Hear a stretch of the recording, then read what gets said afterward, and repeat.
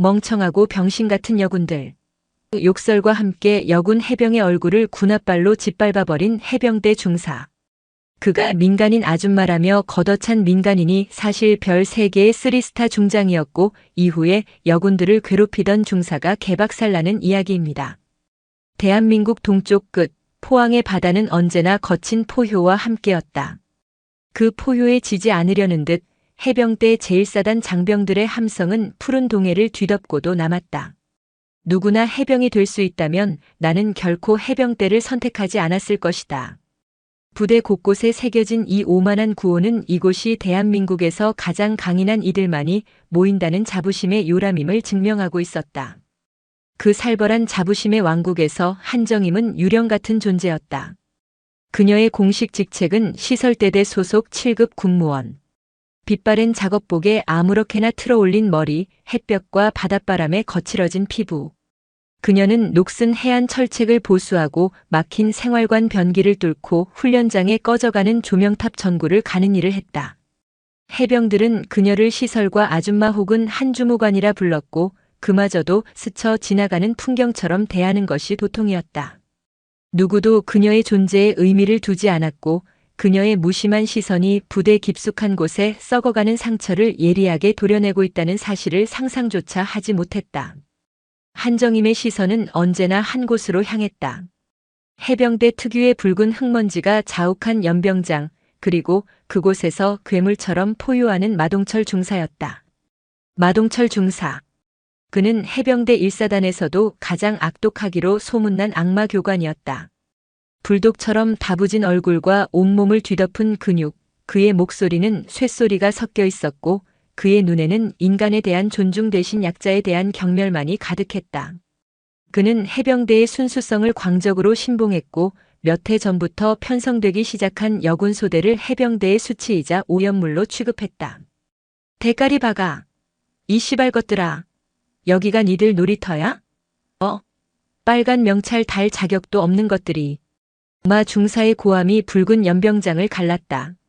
완전 무장을 한 채 IBS 고무보트를 머리에 이고 목봉 체조를 하고 있던 여군 해병들의 얼굴은 이미 땀과 눈물 그리고 흙먼지로 뒤범벅이 되어 있었다.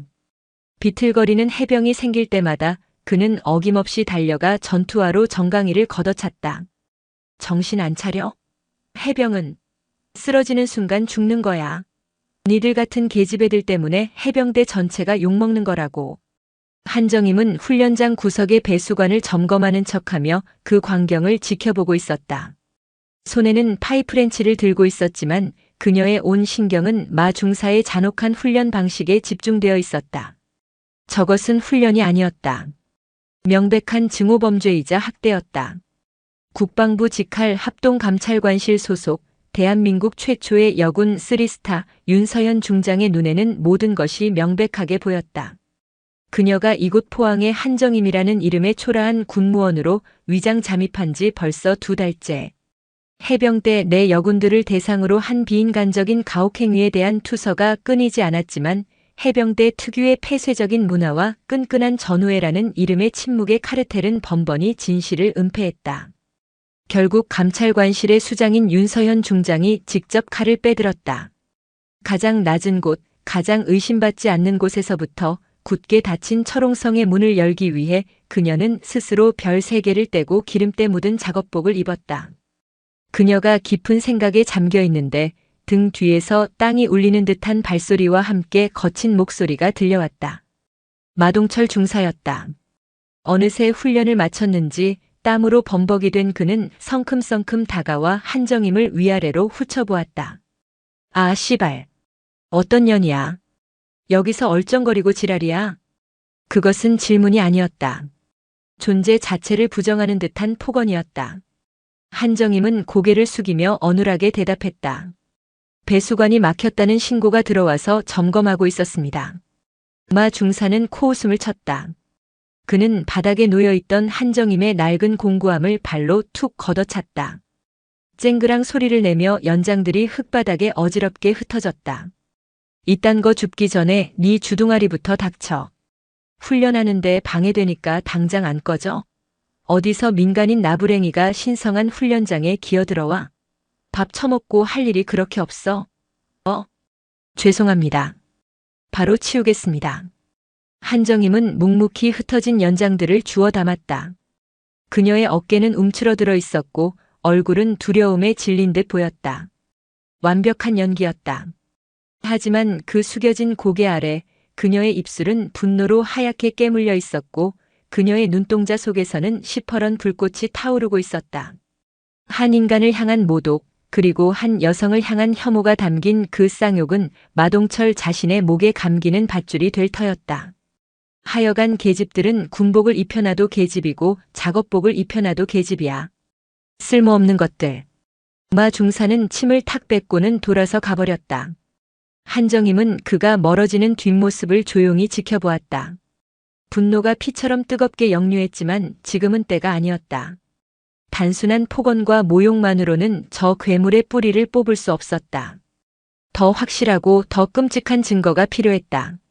저자의 야만성을 만천하에 드러내고 그를 비호하는 이 거대한 조직의 어둠까지 함께 심판대에 올리기 위해서는 공구함을 챙겨 일어선 그녀의 발걸음은 조용했지만 그 안에는 별 3개의 무게와 함께 짓밟히는 어린 해병들의 꿈의 무게가 실려 있었다. 포항의 거친 바닷바람이 그녀의 뺨을 스쳤다. 바람 속에는 소금기뿐만 아니라 피와 눈물의 비릿함이 섞여 있는 듯 했다. 심판의 날은 그렇게 소리 없이 다가오고 있었다. 포항의 하늘은 해병대의 기상을 닮으려는 듯 좀처럼 맑은 날을 허락하지 않았다. 그날도 어김없이 짙은 해무가 부대 전체를 감쌌고 바다는 회색빛으로 넘실거렸다. 이런 날이면 을의 해안 침투 훈련이 있기 마련이었다. 마동철 중사에게 악천후는 훈련을 강화할 최고의 명분이었다. 사건의 발단은 사소했다. 전투복에 부착된 빨간 명찰의 실밥이 조금 터졌다는 이유로 이다솜 해병이 마 중사의 지적을 받았다. 해병의 혼이 담긴 명찰 관리를 이따위로 하냐는 고함과 함께 그녀가 속한 분대 전체의 연대 책임이라는 징벌이 내려졌다.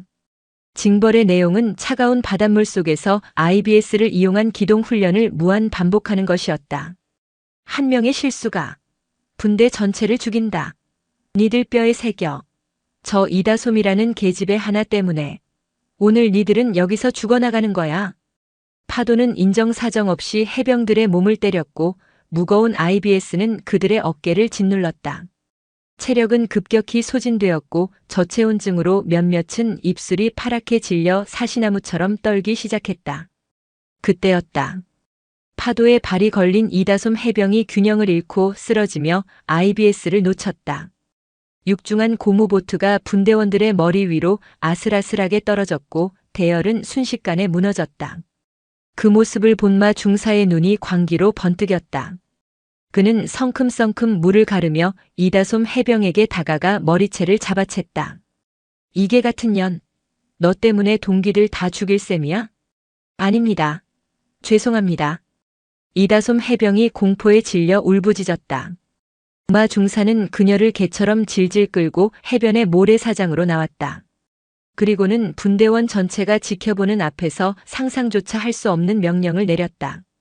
엎드려. 대가리 박아.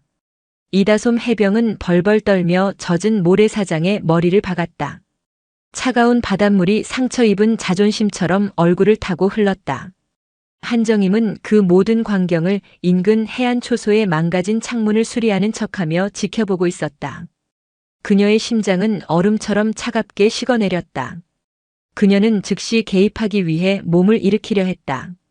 바로 그 순간 인간이 저지를 수 있는 가장 추악하고 잔혹한 폭력이 시작되었다.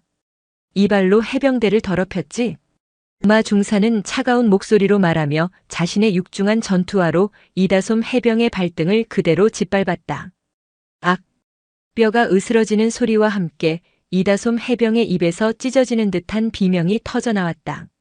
하지만 마 중사는 멈추지 않았다. 그는 오히려 발에 힘을 더 주며 비틀었다. 고통에 몸부림치던 이다솜 해병이 결국 자세를 유지하지 못하고 쓰러지자 그는 한층 더 잔혹해졌다. 그리고 이 면상으로 해병의 자격이 있다고 생각했어? 그는 쓰러진 이다솜 해병의 얼굴을 군홧발로 사정없이 짓밟았다. 퍽, 퍽 하는 둔탁한 소리가 해변에 울려 퍼졌다. 하얀 모래사장은 순식간에 그녀가 흘린 피와 눈물로 붉게 물들기 시작했다. 해변에는 순간 정적이 흘렀다. 파도 소리만이 그 끔찍한 침묵을 채웠다. 다른 해병들은 남자 해병들조차 그 야만적인 폭력 앞에서 아무것도 하지 못하고 얼어붙었다. 눈앞에서 전우가 짐승처럼 짓밟히는 광경은 그들에게 지울 수 없는 충격과 공포를 안겨주었다. 마 중사는 아무렇지도 않다는 듯 발을 떼고는 거의 실신 상태인 이다솜 해병의 얼굴에 침을 뱉었다. 엄살 부리기는 의무실로 끌고 가. 나머지는 훈련 계속한다. 뭘 멍하니 서 있어. 전현처럼 되고 싶어? 그의 광기에 질린 동기 김수진 해병이 자기도 모르게 소리쳤다. 교관님은 해병이 아닙니다.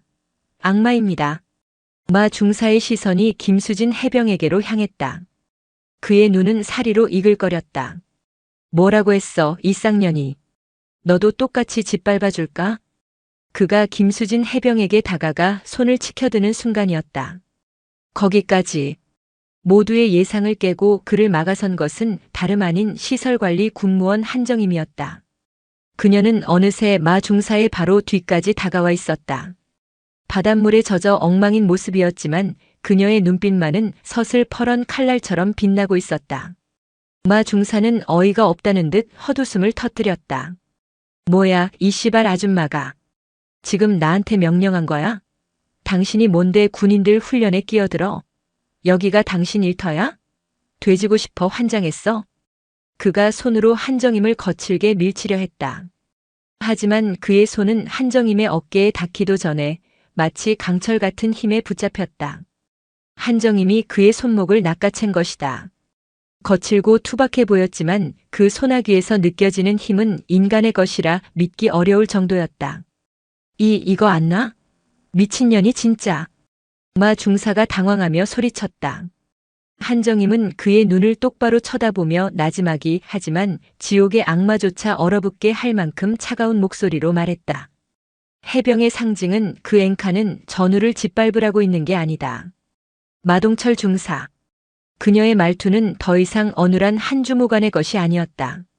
그 압도적인 위엄과 기세에 눌려 마 중사는 순간 말을 잃었다. 주변의 모든 해병들이 이 믿을 수 없는 상황을 숨죽인 채 지켜보고 있었다. 거친 파도가 치는 포항의 해변에서 기름때 묻은 작업복을 입은 이름 모를 군무원과 폭군처럼 군림하던 악마 교관의 대치는 그렇게 시작되고 있었다. 그리고 그것은 해병대 전체를 뒤흔들 거대한 심판의 서막을 알리는 작지만 분명한 신호탄이었다. 포항의 해변은 시간을 삼킨 듯 고요했다. 세차게 몰아치던 파도 소리마저 멀게 느껴질 정도의 팽팽한 긴장감이 마동철 중사와 한정임을 중심으로 퍼져나갔다. 마 중사는 자신의 손목을 올가맨 평범해 보이는 군무원의 손을 믿을 수 없다는 듯 내려다보았다. 여자의 손이라고는 믿기지 않는 뼈를 으스러뜨릴 듯한 악력이었다. 뭐야, 당신 정체가 뭐야, 이 미친년아. 마 중사가 버럭 소리를 질렀지만 그 목소리에는 이전과 같은 위세 대신 당혹감과 본능적인 공포가 섞여 있었다. 그는 수많은 실전과 훈련을 통해 단련된 짐승 같은 감각으로 깨닫고 있었다. 눈앞의 아줌마는 자신이 감당할 수 있는 존재가 아니라는 것을. 한정임은 여전히 아무 말 없이 그를 쏘아보고 있었다. 그녀의 눈빛은 깊이를 알 수 없는 동해의 심연과도 같았다. 그 안에는 서늘한 분노와 끓어오르는 경멸이 뒤섞여 있었다.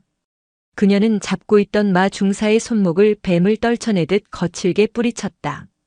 마 중사는 두어 걸음 뒤로 물러나며 비틀거렸다. 의무병. 당장 이다솜 해병부터 후송해. 그리고 여기 있는 모든 해병들, 즉시 생활관으로 복귀해서 체온 유지하고 휴식을 취하도록. 이건 명령이다. 한정임의 목소리는 더 이상 작고 어눌하지 않았다. 낮고 차분했지만 그 안에 담긴 권위는 해병대 일사단장의 호령보다도 무겁게 주의를 짓눌렀다. 주변에 있던 다른 교관들과 해병들은 어리둥절한 표정으로 그녀와 마 중사를 번갈아 쳐다볼 뿐 누구도 섣불리 움직이지 못했다. 지금 저 아줌마가 우리한테 명령한 거야? 한 해병이 옆 동기에게 속삭였다. 혼란은 당연했다. 계급도 소속도 불분명한 민간인 군무원이 해병대 중사를 제압하고 훈련 중인 해병들에게 명령을 내리는 초현실적인 상황이었기 때문이다. 마 중사는 이내 정신을 차리고 다시 분노에 휩싸였다. 자신의 권위가, 그것도 자신이 가장 경멸하는 계집에게 처참히 짓밟혔다는 사실에 이성을 잃었다. 이 여자가 정말 돌았나? 내년이 뭔데 명령이야. 여기가 어디라고 감히. 여봐라, 당장 저 미친년을 끌어내. 군사시설 무단 침입 및 군인 폭행 현행범으로 헌병대에 쳐넣어버려. 마 중사의 고함에 주변에 있던 하사관 2명이 마지못해 한정임에게 다가왔다. 하지만 그들 역시 주저하고 있었다. 한정임에게서 뿜어져 나오는 감히 범접할 수 없는 서슬퍼런 기세 때문이었다. 한정임은 그들을 향해 고개조차 돌리지 않고 여전히 마 중사에게 시선을 고정한 채 말했다. 내 몸에 손대기 전에 그 빨간 명찰의 무게를 다시 한번 생각해 보는 게 좋을 거다. 그 행동의 결과가 무엇일지. 그녀의 목소리는 위협이 아니었다. 사실을 고하는 담담한 어조였기에 더욱 섬뜩하게 들렸다. 하사관들은 그 자리에 우뚝 멈춰섰다. 바로 그때 해변으로 이어지는 도로 저편에서 요란한 사이렌 소리와 함께 차량 행렬이 먼지를 일으키며 달려왔다. 검은색 세단 여러 대와 국방부 마크가 선명한 지휘 차량들이었다. 차량들은 해변의 해병들을 둘러싸듯 급정거했다. 끼그 하는 날카로운 마찰음과 함께 차량 문이 열리고 해병대 정복을 입은 군인들이 일사불란하게 내렸다. 그들의 어깨에는 국방부 마크가 선명했고 그들의 눈빛은 예리하게 벼려진 칼날 같았다. 선두에 선 해병대 대령 계급의 장교가 한정임을 향해 달려와 방탄 헬멧을 벗고 우렁찬 목소리로 경례를 외쳤다. 필승! 중장 윤서현 장군님께 대하여 경례. 합동감찰관실 박진수 대령 명받들고 현장에 도착했습니다. 중장 윤서현 장군. 그 이름이 포항의 바닷바람을 타고 울려 퍼지는 순간 시간은 다시 한번 멈췄다. 마동철 중사의 얼굴은 핏기가 완전히 가시며 새하얗게 질려갔다. 그의 동공은 지진이라도 난 듯 격렬하게 흔들렸다. 그는 눈앞의 광경을 믿을 수 없다는 듯 기름때 묻은 작업복 차림의 한정임과 그녀에게 깍듯하게 경례를 붙이는 대령을 번갈아 쳐다보았다. 윤서현 중장? 설마 그 윤서현? 최초의 여군 전투병과 출신 장군 해병대에서도 전설로 통하는 국방부 합동감찰관실의 그 머릿속이 하얗게 비어버렸다. 다른 교관들과 해병들 역시 충격과 경악으로 입을 다물지 못했다. 특히 김수진 해병은 두 눈을 동그랗게 뜨고 한 주무관을 바라보았다. 가끔씩 마주칠 때마다 꾸준히 일을 도맡아 하던 평범한 아주머니, 아니, 오히려 조금은 무시하기까지 했던 그 사람이 하늘과도 같은 별셋 3스타 장군이었다는 사실을 도저히 받아들일 수 없었다. 윤서현 중장, 즉 한정임은 박진수 대령의 경례를 받으며 고개를 끄덕였다. 그녀의 눈빛은 부드러웠지만 목소리는 강철처럼 단단했다.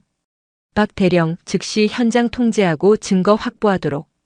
적이 쓰러진 내 해병, 이다솜 해병의 부상 상태를 가장 먼저 체증하고 여기 있는 교관 및 해병 전원 한 명도 빠짐없이 진술을 확보해야 한다. 특히 마동철 중사는 현 시간부로 직무를 정지하고 특별 감찰 대상으로 신병을 확보한다.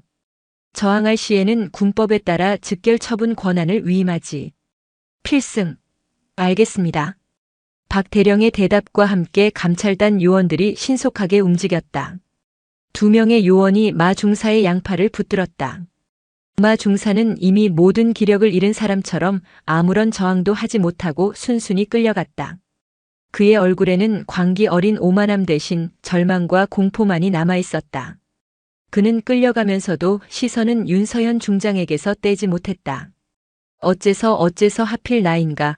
왜 저런 괴물이 직접 이곳까지 하는 의문이 그의 텅 빈 눈동자 속에서 맴돌았다. 윤서현 중장은 그에게 더 이상 눈길을 주지 않았다.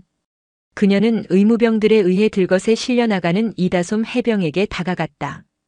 의식을 잃은 이다솜 해병의 얼굴은 끔찍하게 부어 있었고 군화에 짓밟힌 상처에서는 피가 배어나왔다. 윤 중장은 차가운 바닷바람에 흩날리는 그녀의 머리카락을 조용히 쓸어 넘겨주며 나지막이 속삭였다. 미안하다. 너무 늦었다. 정말 미안하다, 나의 해병. 그녀의 목소리에는 깊은 자책과 함께 심장을 도려내는 듯한 분노가 담겨 있었다. 별 3개의 무게가 그녀의 어깨를 무겁게 짓눌렀다. 모든 상황을 지켜보고 있던 해병들은 그제야 웅성거리기 시작했다. 충격과 혼란, 그리고 알 수 없는 희망이 뒤섞인 감정이었다. 그들은 바닷물에 흠뻑 젖은 채 자신들 앞에 서 있는 초라한 작업복 차림의 여군 대장을 경이로운 눈으로 바라보았다. 심판의 폭풍은 이제 막 시작되었다. 해병대 제1사단을, 아니 해병대 전체를 뒤흔들 거대한 폭풍의 눈은 바로 저 작은 체구의 여장군 윤서연이었다. 그리고 그 폭풍은 비단 마동철 중사 한 명에게서 끝나지 않을 것임을 그 자리에 있는 모두가 직감하고 있었다. 군의 가장 어둡고 폐쇄적인 치부를 도려내기 위한 차갑고도 정의로운 칼날이 마침내 칼집에서 뽑힌 순간이었다.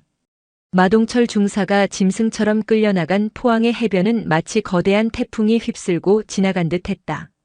훈련은 중단되었고 해병들은 공포와 경외가 뒤섞인 눈으로 윤서현 중장을 중심으로 일사불란하게 움직이는 국방부 감찰단 요원들을 바라볼 뿐이었다. 그때 해변으로 이어지는 도로를 따라 검은색 지휘차가 급정거하며 멈춰섰다. 해병대 제1사단의 지휘관 최평호 소장이었다. 그는 국방부 합동감찰관실이 자신의 부대에 들이닥쳤다는 보고를 받고 혼비백산하여 달려온 것이 분명했다. 차에서 내린 그의 얼굴은 당혹감으로 굳어 있었다. 아니, 윤 장군님, 이게 도대체 어찌 된 일입니까? 이 먼 곳까지 행차하시면서 저에게 연락이라도 한번 주셨어야지요. 최 소장은 비굴할 정도로 허리를 굽히며 윤서현에게 다가왔다.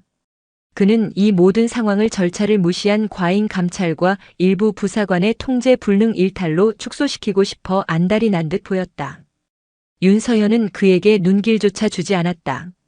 그녀의 시선은 의무 헬기로 후송되는 이다솜 해병의 들것에 고정되어 있었다. 최 소장은 그런 그녀의 태도에 무안해졌지만 꿋꿋하게 변명을 이어갔다. 마 중사가 해병대 정신이 좀 투철하다 보니 훈련에 대한 열정이 과했던 것 같습니다. 제가 지휘관으로서 미처 살피지 못한 불찰입니다. 즉시 엄중히 조치하고 결과를 보고드리겠습니다. 그러니 일단 사단장실로 드시지요. 이렇게 바닷바람을 맞고 서 계실 곳이 아닙니다. 그 순간 윤서현의 고개가 천천히 최 소장을 향해 돌아갔다. 그녀의 눈빛은 만년설보다 더 차가웠고 목소리는 칼날에 서리를 입힌 듯 날카로웠다. 최 소장. 예, 윤 장군님. 지금 이 상황이 마동철이라는 부사관 한 명의 과한 열정 때문에 벌어진 일로 보이나? 윤서현의 목소리에는 명백한 분노가 서려 있었다. 최 소장은 순간 말문이 막혔다. 그게 아니라 물론 사안의 중대성은. 사안의 중대성? 사단장, 그 전투복에 박힌 앵카는 장식품인가? 자네가 지휘하는 부대 한복판에서 수백 명의 해병이 지켜보는 앞에서 교관이라는 자가 부하의 발을 짓밟고 얼굴을 군화로 뭉갰다.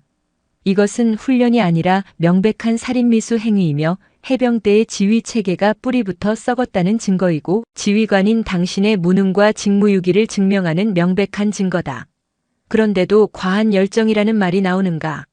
삼성 장군의 경로는 포항의 거친 파도 소리마저 집어삼켰다. 그 자리에 있던 모두가 숨을 죽였다.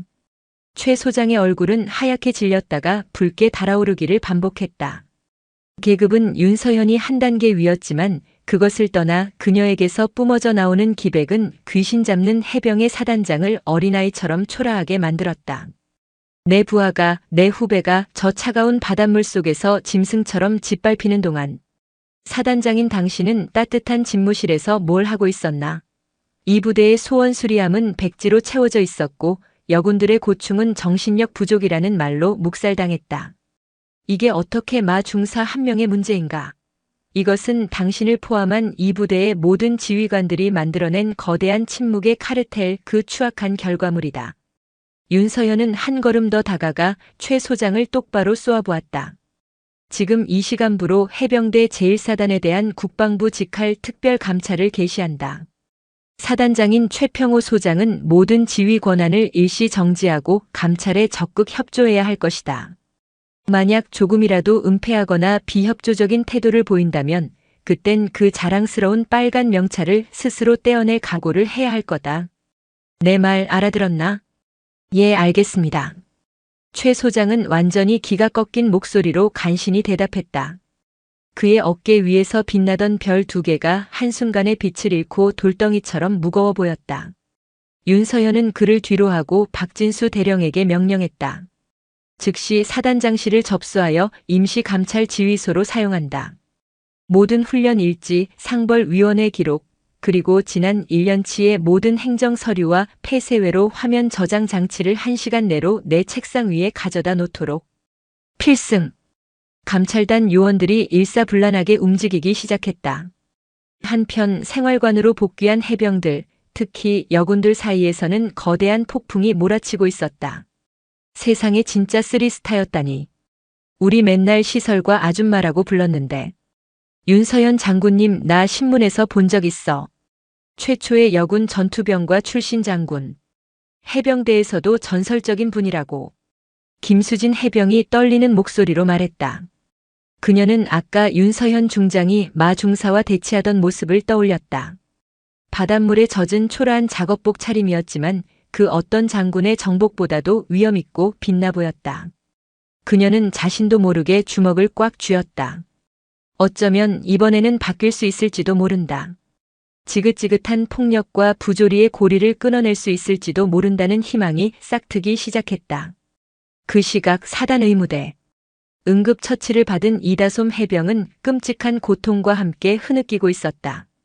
발등의 골절과 얼굴의 타박상보다 수치심과 절망감이 그녀의 영혼을 더 깊이 핥히었다. 해병이 되겠다는 꿈을 안고 입대했지만 그녀에게 돌아온 것은 짓밟힌 존엄성이었다. 그때 병실 문이 조용히 열리고 윤서현 중장이 들어왔다. 그녀는 젖은 작업복을 벗고 감찰단 요원이 가져온 깨끗한 해병대 활동복으로 갈아입은 상태였다. 몸은 좀 괜찮나? 윤서현은 침대 옆 의자에 조용히 앉으며 물었다. 이다솜 해병은 자신도 모르게 몸을 움츠렸다. 눈앞의 인물이 장군이라는 사실이 아직도 믿기지 않았고 두려웠다. 윤서현은 그런 그녀의 마음을 안다는 듯 따뜻하고 부드러운 목소리로 말했다. 겁먹지 않아도 된다. 나는 널 야단치러 온 게 아니야. 사과하러 왔다. 사과라니요. 어른들이, 선배들이, 그리고 이 해병대가 널 지켜주지 못해서 미안하다.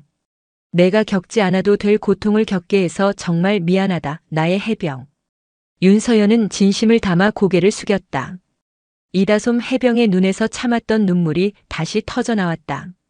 서러움과 아픔, 그리고 아주 조금의 안도감이 섞인 눈물이었다. 아무도 제 말을 들어주지 않았습니다. 힘들다고 하면 정신력이 약한 거라고, 여자라서 문제라고만 했습니다. 알고 있다. 그래서 내가 여기에 온 거다. 윤서연은 이다솜 해병의 전투복 가슴에 달린 피가 조금 묻은 붉은 명찰을 부드럽게 쓸어주었다. 이제부턴 혼자 울지 않아도 된다. 두려워하지 않아도 된다. 내가 약속하지. 너와 이 붉은 명찰의 명예를 더럽힌 자들, 그리고 이 모든 것을 알면서도 눈 감은 자들 모두 그 죄에 합당한 대가를 치르게 될 것이다. 그러니 너는 치료에만 전념하거라. 그리고 절대 해병의 꿈을 포기하지 마라. 너처럼 용감한 해병이 우리에겐 더 필요하니까. 윤서연의 따뜻한 손길과 강철 같은 약속에 이다솜 해병은 어둠 속에서 한 줄기 빛을 본 것 같았다. 그녀는 눈물을 흘리면서도 힘겹게 고개를 끄덕였다. 의무대를 나온 윤서현의 얼굴은 다시 얼음처럼 차가워졌다. 따뜻한 위로는 피해자에게만 허락된 것이었다.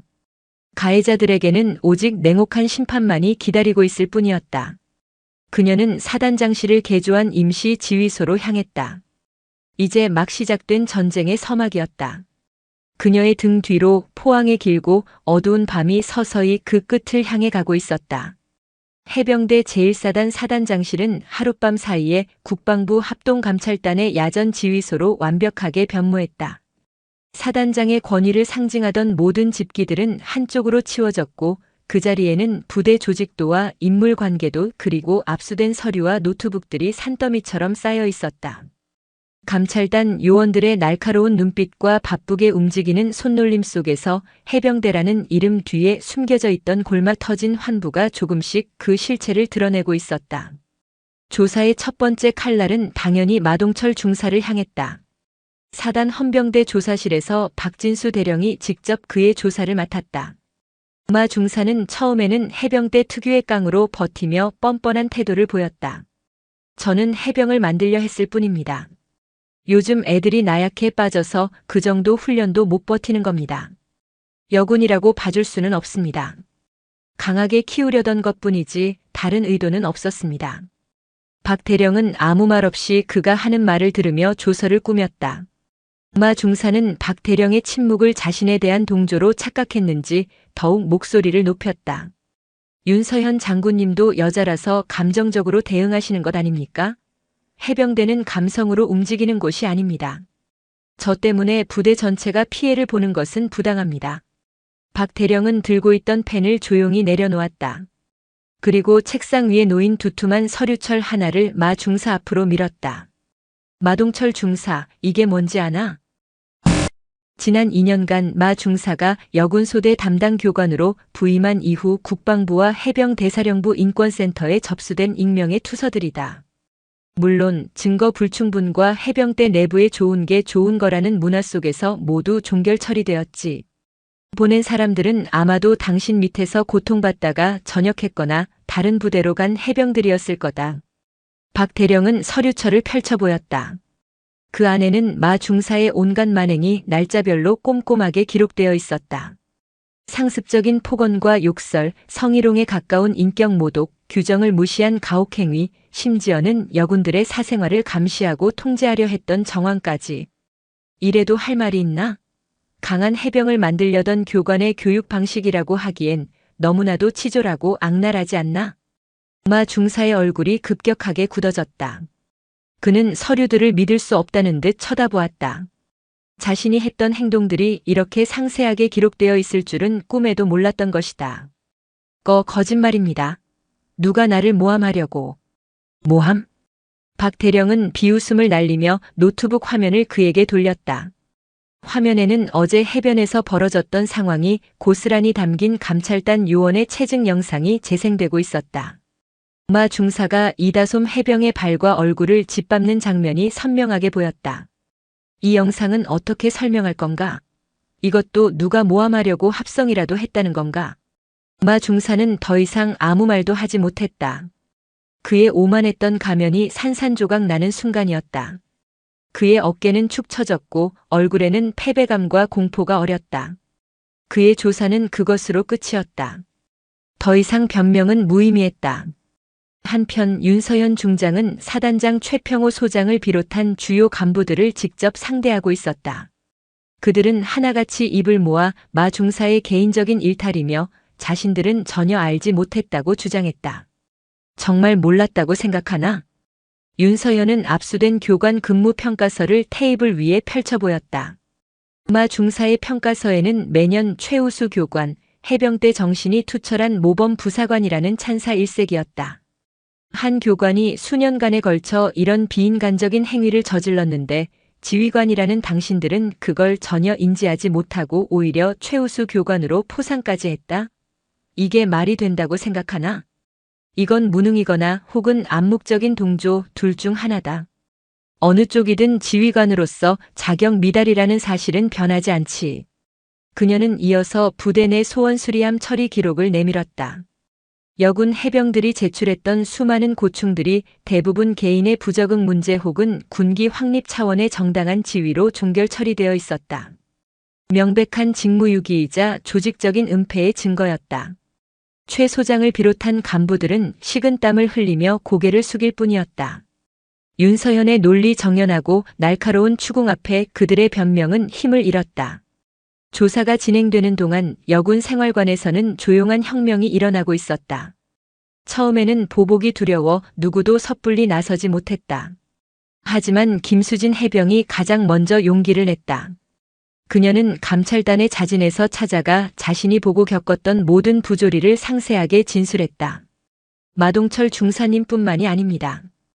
다른 간부님들 중에서도 여군이라는 이유만으로 훈련에서 열외시키거나 반대로 불필요한 고강도 훈련을 강요했던 분들이 있습니다. 힘들다고 말하면 계집애처럼 징징댄다는 말을 들어야 했습니다. 저희는 그저 강한 해병이 되고 싶었을 뿐인데 이곳은 저희의 꿈을 짓밟는 곳이었습니다. 김수진 해병의 용기 있는 고백은 다른 해병들의 닫혔던 입을 여는 기폭제가 되었다.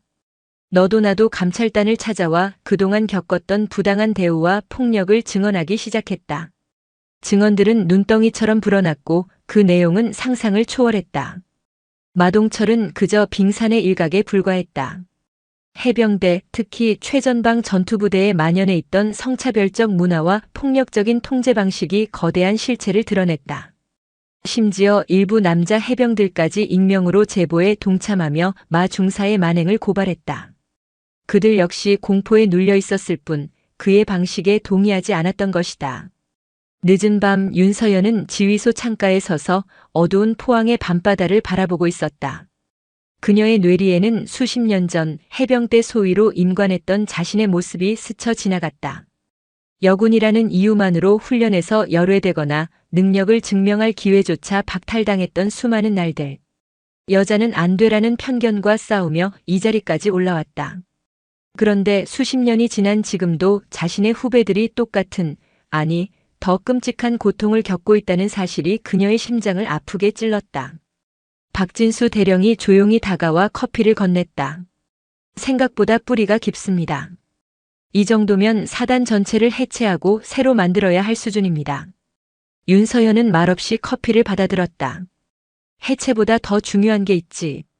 다시는 이런 일이 반복되지 않도록 살아있는 교훈을 남기는 것. 윤서연은 결심한 듯 눈빛을 빛냈다. 박 대령, 내일 아침 사단 전 장병을 연병장에 집합시키도록. 산자와 죽은 자를 가려야겠다. 그녀의 목소리에는 차가운 분노와 함께 미래를 향한 뜨거운 결의가 담겨 있었다. 어둠의 실체는 드러났다.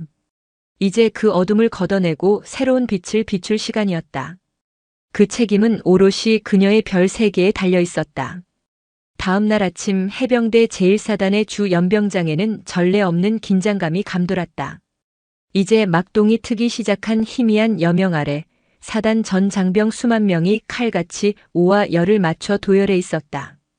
그들의 시선은 모두 연단 위 그곳에 홀로 서 있는 한 사람에게 고정되어 있었다. 윤서연 중장.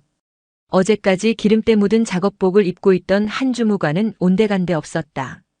그녀는 빳빳하게 다려진 해병대 정복을 입고 있었다.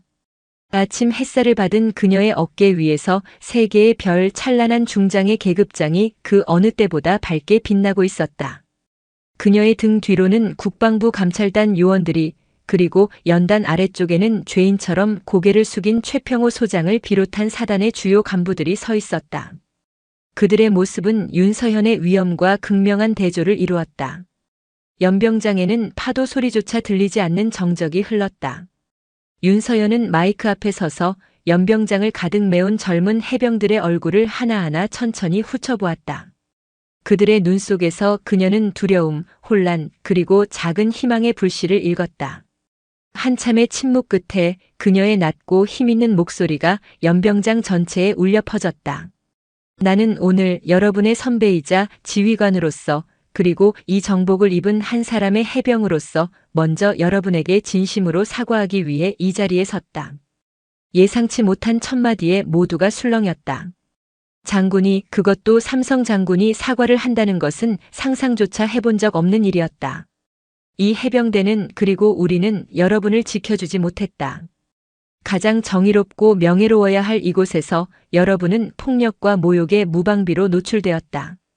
꿈을 키워야 할 이곳에서 여러분의 꿈은 짓밟혔다. 여러분은 약해서 당한 것이 아니다. 이 해병대가, 그리고 내가 여러분을 지켜주지 못했기 때문이다. 이 모든 책임은 지휘관인 나에게 있다. 진심으로 미안하다. 윤서연은 허리를 숙여 정중하게 사과했다. 그 순간 여군 해병들 사이에서 나지막한 흐느낌이 터져나왔다. 그동안 겪었던 모든 서름과 아픔을 누군가가, 그것도 저렇게 높은 사람이 알아준다는 사실만으로도 큰 위로가 되었다. 특히 의무대 병실에서 방송을 통해 이 모습을 지켜보고 있을 이다솜 해병에게는 더욱 그러했다. 고개를 든 윤서현의 눈빛은 한순간에 매섭게 변했다. 그녀의 시선은 연단 아래 고개를 숙이고 있는 간부들을 향했다. 그리고 여기 해병의 명예를, 가슴에 붉은 명찰을 더럽힌 자들이 있다. 그녀의 목소리는 천둥과도 같았다. 교관은 부하들 위에 군림하며 폭력을 휘두르는 자리가 아니다. 부하를 인격적으로 존중하고 그들의 잠재력을 이끌어내며 전장에서 등을 맡길 수 있는 전우로 길러내는 숭고한 책임의 자리다. 그런데 당신들은 무엇을 했는가? 그 책임을 방기하고 권력을 남용하여 약한 자를 짓밟고 진실을 은폐하며 스스로의 안위만을 챙겼다. 당신들은 교관이 아니라 범죄자이며 해병이 아니라 해병대의 수치다. 그녀는 손가락으로 최평호 소장을 가리켰다. 특히 사단장 최평호 소장. 당신은 이 모든 부조리의 정점에 있으면서도 그것을 바로잡기는커녕 방관하고 은폐하여 사태를 이 지경까지 오게 만들었다. 당신의 그 어깨 위 별은 부하들의 피와 눈물 위에 쌓아 올린 탐욕의 상징일 뿐이다. 당신은 더 이상 해병의 지휘관이 될 자격이 없다. 그녀의 선언은 사형 선고나 다름없었다. 최 소장의 몸이 휘청거렸다. 윤서연은 다시 연병장의 해병들을 향해 몸을 돌렸다. 그녀의 목소리는 다시금 따뜻하고 희망에 찬 음색을 띄었다. 사랑하는 나의 해병들. 어제의 어둠은 이제 끝났다. 마동철 중사를 비롯한 모든 가해자들은 군법에 따라 가장 엄중한 처벌을 받게 될 것이다. 사단 지휘부는 전원 교체될 것이며 해병대의 모든 훈련 및 생활 규정은 인권과 존중을 최우선으로 하여 전면 재검토될 것이다. 이것이 내가 오늘 여러분에게 약속하는 정의의 앵카다. 그녀는 잠시 숨을 고른 뒤 가장 중요한 메시지를 전하기 시작했다. 하지만 진정한 변화는 시스템이나 규정만으로 이루어지지 않는다. 바로 여러분 한 사람 한 사람의 용기 있는 목소리에서 시작된다. 부당함에 침묵하지 마라. 동료의 고통을 외면하지 마라. 원래 그렇다는 악습에 순응하지 마라. 여러분의 주먹은 약자를 짓밟는 데 쓰는 것이 아니라 쓰러진 전우를 일으켜 세우기 위해 존재하는 것이다. 그녀는 자신의 가슴을 가리키며 말했다. 성별과 계급을 떠나 서로를 존중하고 신뢰하는 전우애가 살아 숨쉬는 해병대. 그것이 내가 그리고 우리가 함께 만들어가야 할 미래의 대한민국 해병대다. 내가 여러분에게 그것을 약속한다. 그녀의 연설이 끝났다. 연병장에는 다시 한번 깊은 침묵이 흘렀다. 그 침묵을 깬 것은 연병장 전체를 뒤흔드는 수만 명의 해병들이 토해내는 함성이었다. 필승! 그것은 명령에 의한 복창이 아니었다. 억눌렸던 울분의 토로이자 새로운 희망에 대한 환호였으며 진정한 지휘관을 향한 충성의 맹세였다. 우레와 같은 함성은 포항의 하늘을 가득 메우고 푸른 동해로 퍼져나갔다. 윤서연은 그 모습을 바라보며 조용히 미소 지었다. 그녀는 알고 있었다. 이것은 끝이 아니라 새로운 시작일 뿐이라는 것을. 부패한 뿌리를 도려내는 것은 고통스럽지만 그 고통을 이겨내야만 해병대는 더 강하고 명예로운 조직으로 다시 태어날 수 있다. 정의의 앵카는 이제 막 이 붉은 흙 위에 굳건히 내려졌다. 윤서현 중장의 정의의 앵카가 해병대 제1사단을 휩쓸고 지나간 지 2달. 포항의 부대에는 분명한 변화의 바람, 그러나 모두에게 익숙하지는 않은 낯선 조류가 흐르고 있었다. 가장 먼저 부패한 지휘부는 완전히 물갈이 되었다. 그 자리에는 해병대 내에서도 강직한 원칙주의자로 알려진 신임 사단장이 부임했고 그의 지휘 아래 훈련과 병영 문화 전반에 대한 혁신이 시작되었다. 훈련장의 풍경부터 달라졌다. 마동철의 광기가 지배하던 비인간적인 폭력은 자취를 감추었다. 물론 훈련의 강도는 여전히 지옥 같았다. 해병대는 해병대였다. 하지만 그 목적이 달라졌다. 공포를 통한 통제가 아닌 실전적인 팀워크 구축에 모든 초점이 맞춰졌다. 가장 큰 변화는 남군과 여군의 합동훈련이 대폭 늘어난 것이었다. 상륙 돌격 훈련에서 남자 해병이 IBS를 앞에서 끌고 여자 해병이 뒤에서 밀며 함께 파도를 넘고 시가지 전투 훈련에서는 여군 저격수와 남군 돌격조가 한 팀이 되어 목표를 점령했다. 효율성과 생존성이 극대화되자 처음에는 어색해하던 해병들도 점차 서로를 성별이 아닌 전우로 인식하기 시작했다. 이 변화의 중심에는 성장한 해병들이 있었다. 김수진 해병은 그날의 용기를 인정받아 상병으로 조기 진급했고 분대장 교육을 이수하여 명실상부한 리더로 거듭났다. 그녀는 과거의 마동철과는 정반대의 리더십을 선보였다. 소리치기보다 먼저 듣고 억압하기보다 솔선수범했다.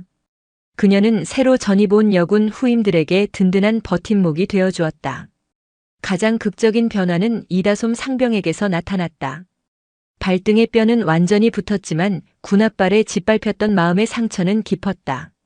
그녀는 한동안 악몽에 시달렸고 자신을 향해 다가오는 남자 교관의 그림자만 봐도 숨이 멎는 듯한 공포를 느꼈다. 모두가 그녀가 결국 해병대를 떠날 것이라 생각했다. 하지만 그녀는 포기하지 않았다. 새로 부임한 전문군 상담관의 도움과 김수진을 비롯한 동기들의 지지, 그리고 무엇보다 주기적으로 격려를 아끼지 않는 윤서연 중장과의 통화 속에서 그녀는 용수철처럼 다시 튀어올랐다. 그녀는 재활 훈련에 악착같이 매달렸고 전투 체력 측정에서 남자 해병들을 능가하는 기록을 세우며 모두를 놀라게 했다. 그녀의 눈빛에는 더 이상 피해자의 그늘이 없었다.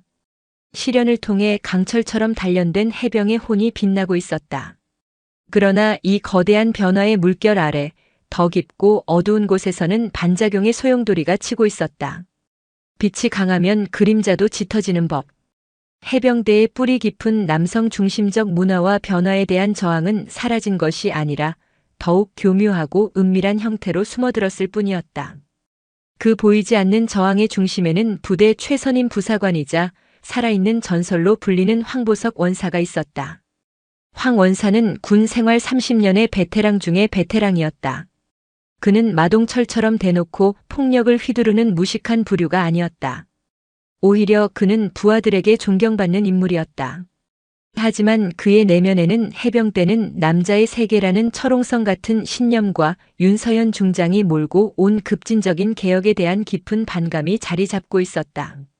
그는 공개적으로는 새로운 지휘 방침을 따르는 척했지만 뒤에서는 윤 장군이라는 여자가 들어와서 해병대 다 망쳐놓는다. 계집애들 비위 맞추느라 진짜 해병의 깡다구가 사라졌다며 자신을 따르는 고참 부사관들을 선동했다.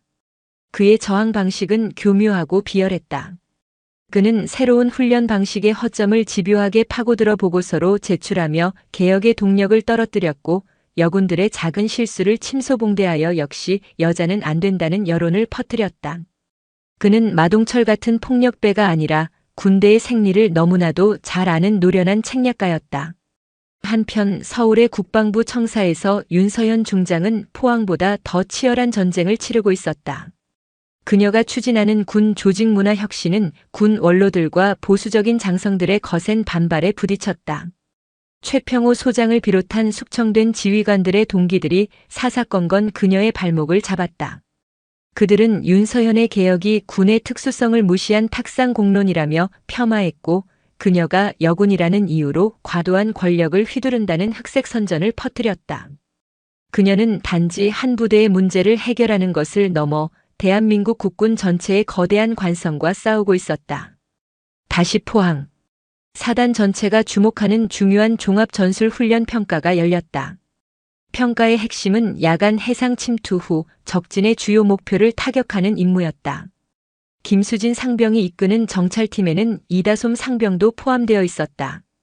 그들은 남녀 혼성으로 구성된 새로운 시스템의 시금석과도 같은 팀이었다. 그리고 그들의 평가관은 다름 아닌 황보석 원사였다. 그는 훈련 내내 김수진의 팀을 매서운 눈으로 지켜보았다. 훈련은 극한의 상황으로 치달았다. 갑작스러운 기상 악화와 예상치 못한 대항군의 매복. 하지만 김수진의 팀은 놀라운 능력을 보여주었다. 김수진의 냉철한 판단력과 남군 팀원들의 강력한 화력, 그리고 이다솜의 날렵한 기동력이 완벽한 조화를 이루었다. 그들은 그 어떤 전설적인 해병팀 못지않은 완벽한 팀워크로 모든 난관을 돌파하고 가장 먼저 목표를 완수했다. 훈련이 끝난 후 황보석 원사는 어쩔 수 없이 그들에게 최고점을 부여해야만 했다. 그의 얼굴은 아무런 표정이 없었지만 그의 눈빛은 차가운 분노로 이글거렸다.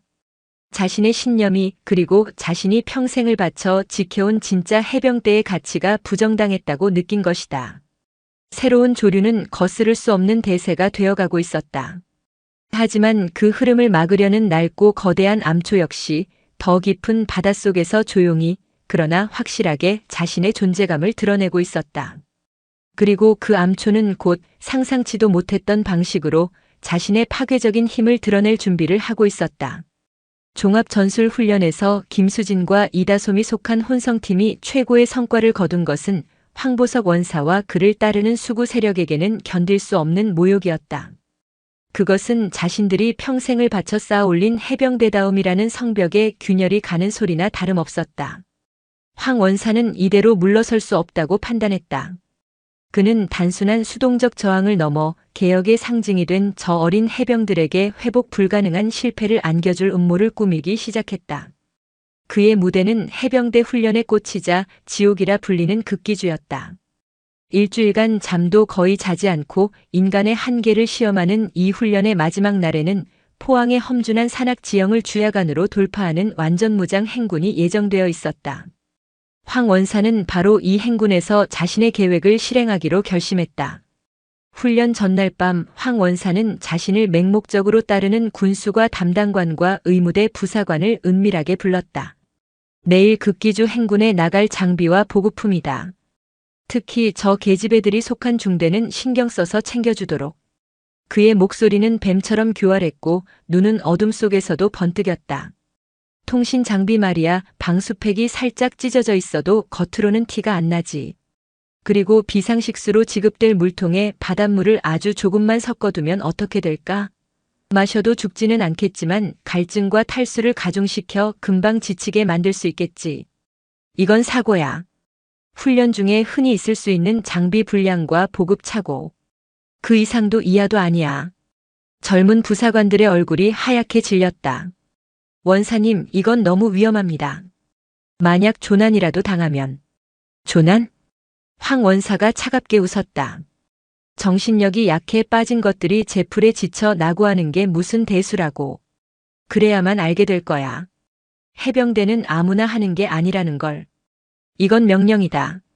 토달지 말고 실행해. 그의 강압적인 태도에 부사관들은 더 이상 반박하지 못하고 고개를 숙였다. 그렇게 젊은 해병들의 목숨을 담보로 한 비열한 함정이 파졌다.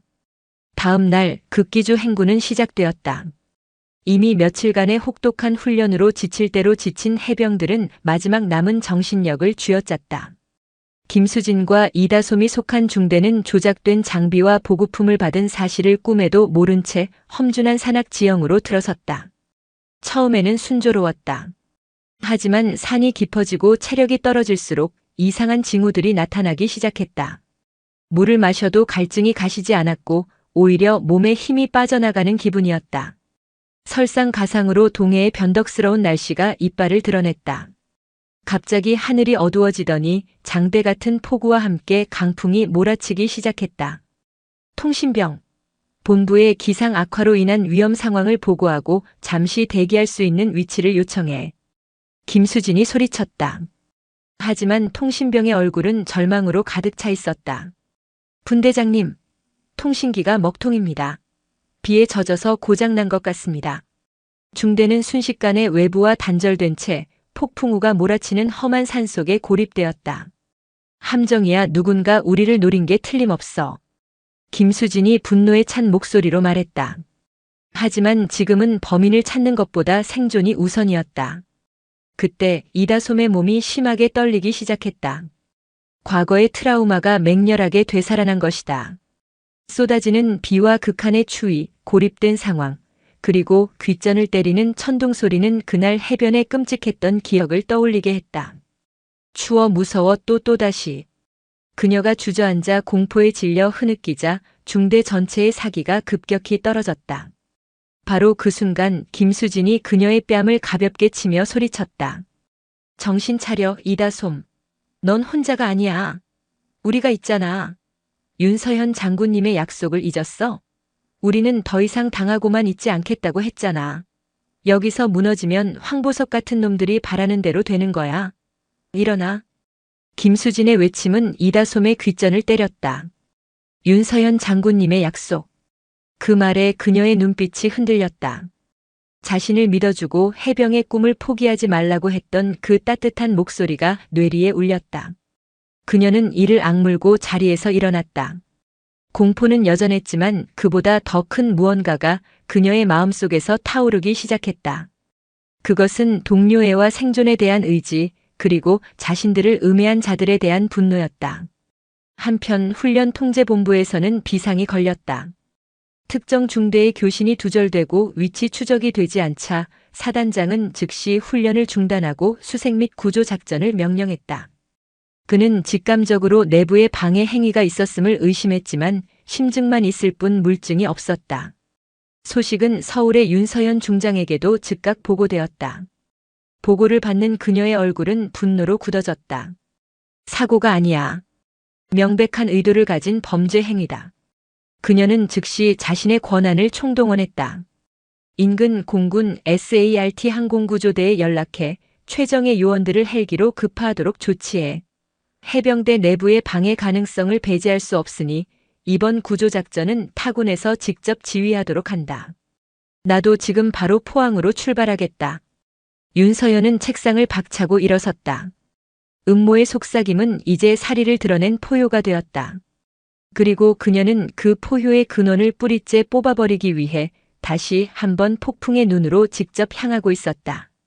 깊은 산속 고립된 해병들은 절망적인 상황에서도 포기하지 않았다. 김수진의 지휘 아래 그들은 체온 유지를 위해 서로를 끌어안고 비를 피할 수 있는 바위굴을 찾아냈다. 이다솜은 자신의 트라우마를 이겨내고 찢어진 전투복 조각으로 동료의 상처를 응급 처치하는 등 침착하게 제 몫을 해냈다. 그들은 끈질기게 생존을 위해 싸우며 희망의 끈을 놓지 않았다. 그들의 눈빛은 더 이상 두려움에 떠는 풋내기 해병의 것이 아니었다. 극한의 상황 속에서 서로를 의지하며 생존을 위해 싸우는 진정한 전우의 눈빛이었다.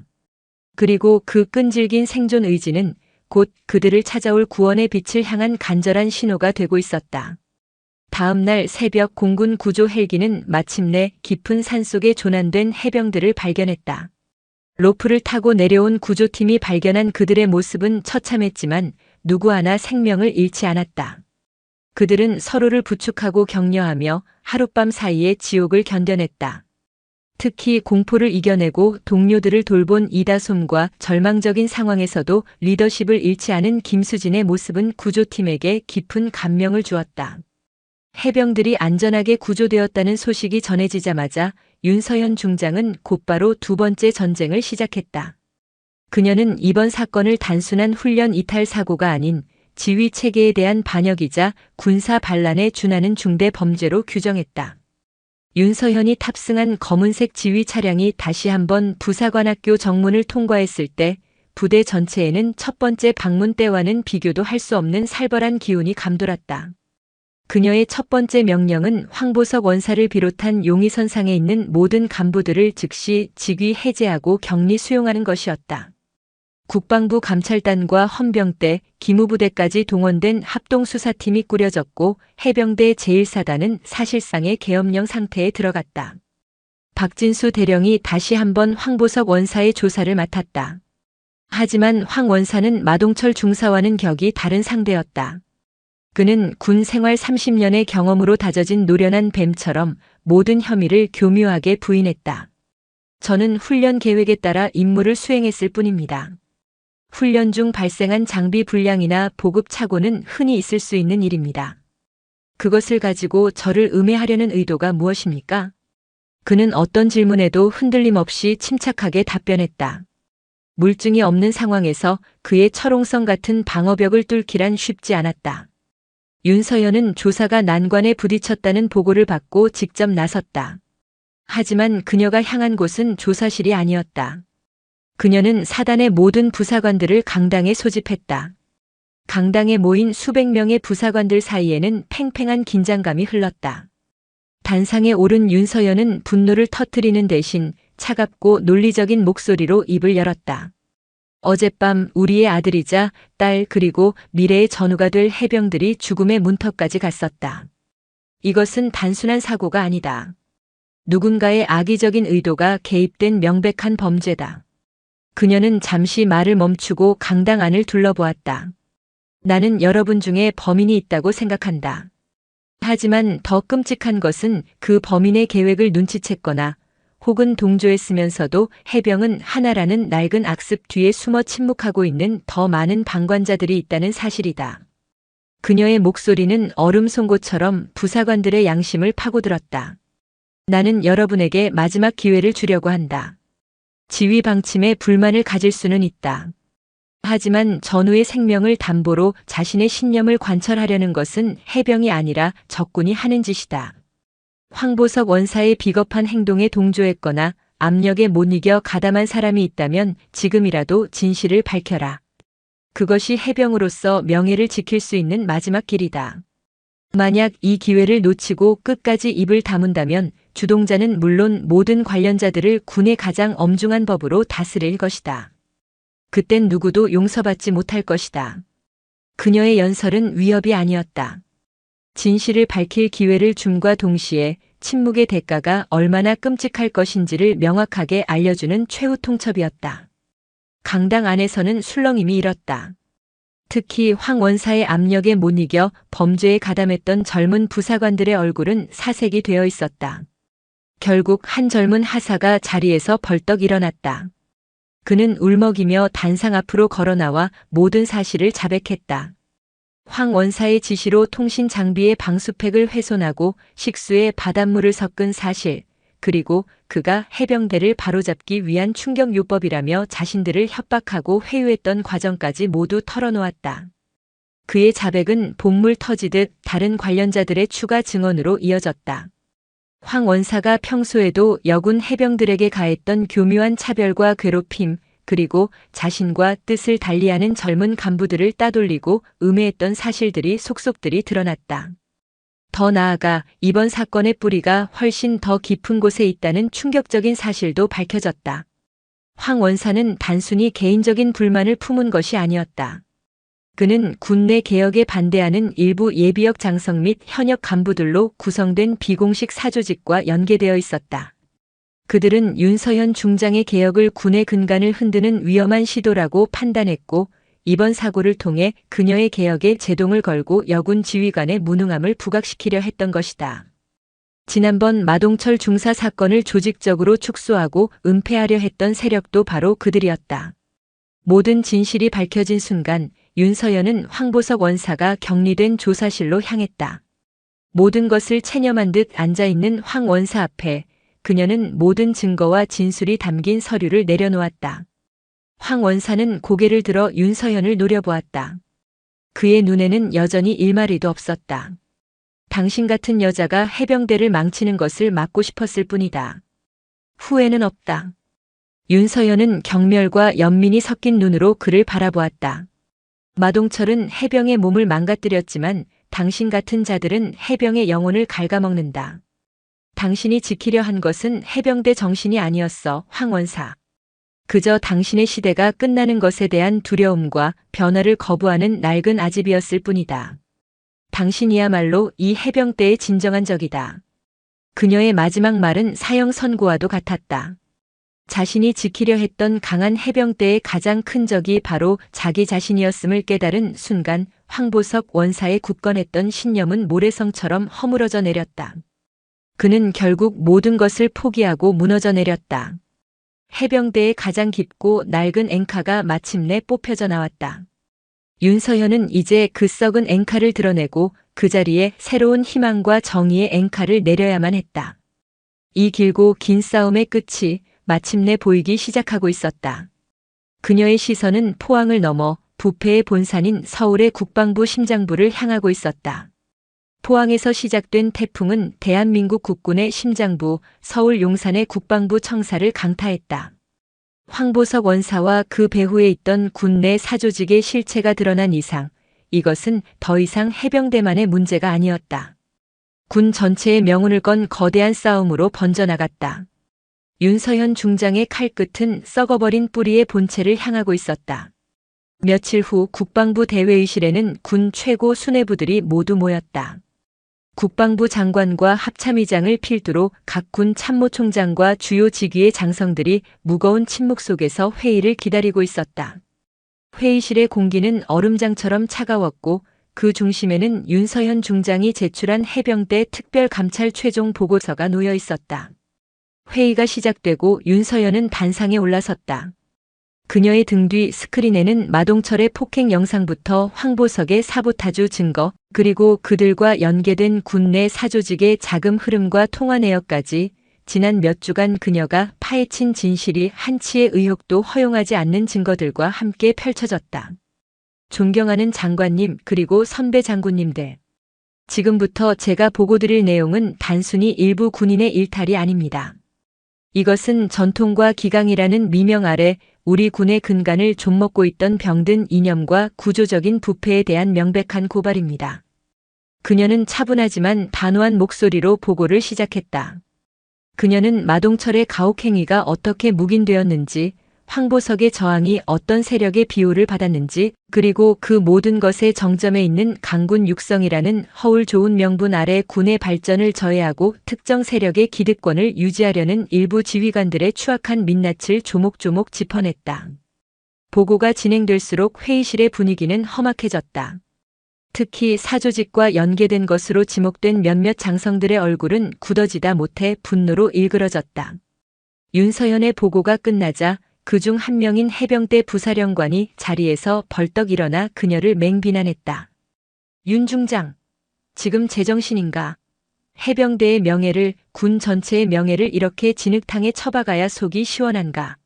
당신의 그 편협하고 급진적인 개혁이 오히려 군의 사기를 저하시키고 위계 질서를 무너뜨리고 있다는 생각은 안 해봤나? 이건 개혁이 아니라 군을 파괴하는 행위야. 그의 선동에 다른 몇몇 장성들도 동조하며 웅성거리기 시작했다. 회의의 흐름이 윤서현에게 불리하게 돌아가는 듯 보였다. 하지만 윤서현은 조금도 흔들리지 않았다. 그녀는 그를 똑바로 응시하며 차갑게 맞받아쳤다. 명예를 진흙탕에 처박은 것은 제가 아니라 바로 당신들입니다. 부하의 고통을 외면하고 진실을 은폐하고 심지어 부하의 목숨을 담보로 자신들의 밥그릇을 지키려 한 당신들이 바로 군의 명예를 더럽힌 주범들입니다. 당신들이 말하는 군 기강이란 무엇입니까? 부하들의 피눈물 위에 세워진 복종의 탑입니까? 당신들이 지키려는 전통이란 대체 무엇입니까? 시대에 뒤떨어진 편견과 야만적인 폭력입니까? 그녀의 목소리는 회의실 전체를 압도했다.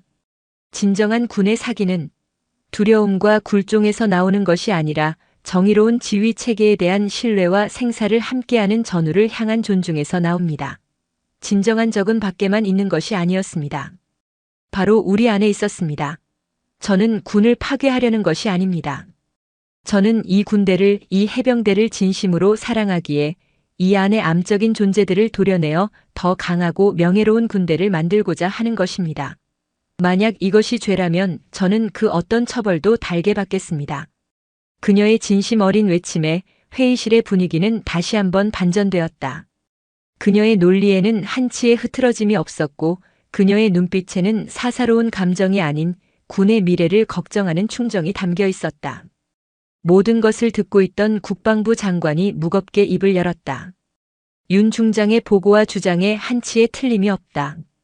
군은 시대의 변화에 발맞춰야 하며 그 어떤 부조리도 전통이라는 이름으로 용납될 수 없다. 장관은 책상을 내려치며 결단을 내렸다. 이 시간부로 국방부 직속 전군 병영문화혁신위원회를 설치하고 위원장은 윤서현 중장에게 맡긴다. 위원회는 전군을 대상으로 부조리와 악습에 대한 실태 조사를 실시하고 그 결과를 바탕으로 한 강도 높은 개혁안을 수립하여 보고하도록. 이번 사건 연루 의혹이 있는 모든 지휘관들은 전원 직위 해제하고 한 점 의혹이 없도록 가장 강도 높은 감찰 조사를 받을 것이다. 그것은 군 역사에 기록될 만한 거대한 숙청의 시작이자 새로운 시대를 여는 선언이었다. 윤서현의 외롭고 길었던 싸움은 마침내 승리로 귀결되고 있었다. 그리고 1년의 시간이 흘렀다.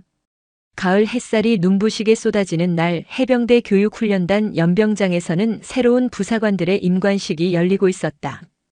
윤서현의 개혁 이후 완전히 새로운 교육과정을 거쳐 첫 번째로 배출되는 신임 하사들이었다.